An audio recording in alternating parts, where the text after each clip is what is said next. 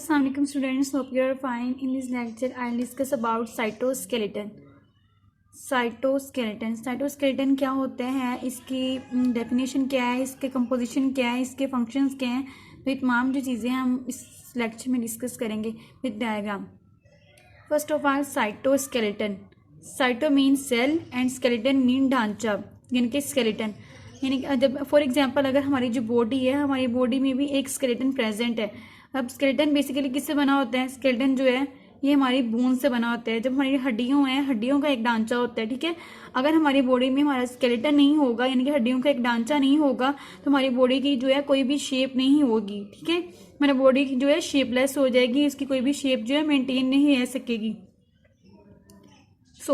तो जैसे हमारी बॉडी की एक शेप मेंटेन करने के लिए, एक बॉडी को प्रॉपर शेप में रखने के लिए स्केलेटन की ज़रूरत होती है. इसी तरह से सेल की शेप को मेंटेन रखने में क्या ज़रूरत होती है? स्केलेटन की.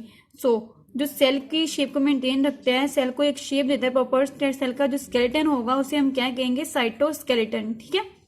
नेक्स्ट इसकी डेफिनेशन की तरफ आ जाते हैं. डेफिनेशन में क्या है? Network of microfilaments and microtubules. तो जो इसकी डेफिनेशन है बेसिकली ये क्या है, इसकी कंपोजिशन की तरफ शो कर रही है कि साइटोस्केलेटन है किससे बना होता है. साइटोस्केलेटन बेसिकली किससे है? माइक्रोफिलामेंट्स और माइक्रोट्यूब्यूल्स, ये दो कंपोनेंट्स हैं जिनसे मिलके जो है साइटोस्केलेटन जो है बना है.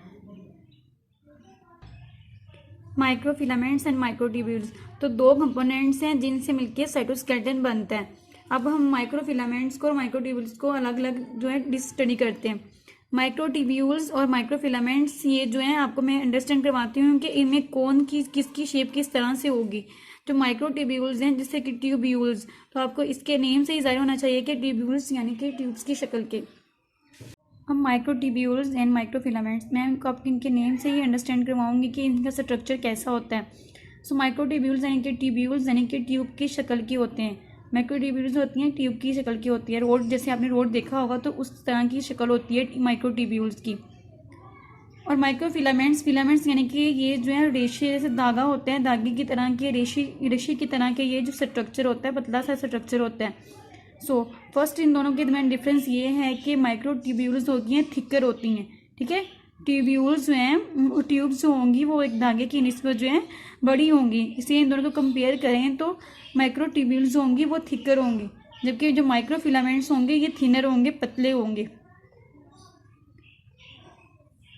देन इसकी आदत है कि बने किससे हैं. माइक्रोट्यूब्यूल्स जो हैं बेसिकली फर्स्ट ऑफ ऑल तो क्या है कि साइटोस्केलेटन माइक्रोट्यूब्यूल और माइक्रोफिलामेंट से बना है.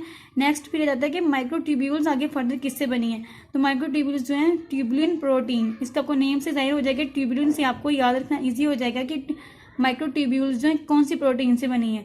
तो माइक्रोट्यूब्यूल्स जो है ट्यूबुलिन प्रोटीन है उनसे बनी हुई हैं. और जो माइक्रोफिलामेंट्स हैं ये एक्टिन प्रोटीन है, इससे बनी हुई हैं, ठीक है. इसकी कंपोजिशन में रहता है कि ये एक्टिन प्रोटीन से बनी है और ये जो ट्यूबुलिन प्रोटीन से बनी है. नेक्स्ट इसके फंक्शन में रहता है कि माइक्रोट्यूब्यूल का फंक्शन क्या है. माइक्रोट्यूब्यूल जो है hold the shape of cell, ठीक है. इसकी ये जो है सेल की शेप को मेंटेन रखती है, सेल को एक प्रॉपर शेप में रखती है, होल्ड करती है शेप को सेल की, ठीक है. यानी कि जो साइटोस्केलेटन है ये बेसिकली किसका है? सेल का स्केलेटन है. तो सेल की शेप को मेंटेन रखने के लिए, सेल की शेप को उसकी जगह पे फिक्स रखने के लिए, उसको होल्ड करने के लिए माइक्रोट्यूब्यूल्स जो है ये रोल प्ले करती है, ये उसको मेंटेन रखती हैं. और जो माइक्रोफिलामेंट्स हैं ये change the shape of the cell, तो ये सेल की शेप को चेंज करती हैं. अब माइक्रोट्यूब्यूल्स जो हैं वो तो सेल की शेप को मेंटेन रखेंगी, उसको होल्ड करेंगी, लेकिन जब सेल को अपनी शेप जो है चेंज करने की ज़रूरत होगी तो उसमें जो माइक्रोफिलामेंट्स हैं वो हेल्प करेंगी उसकी शेप को चेंज करने में, सेल की शेप को चेंज करने के लिए.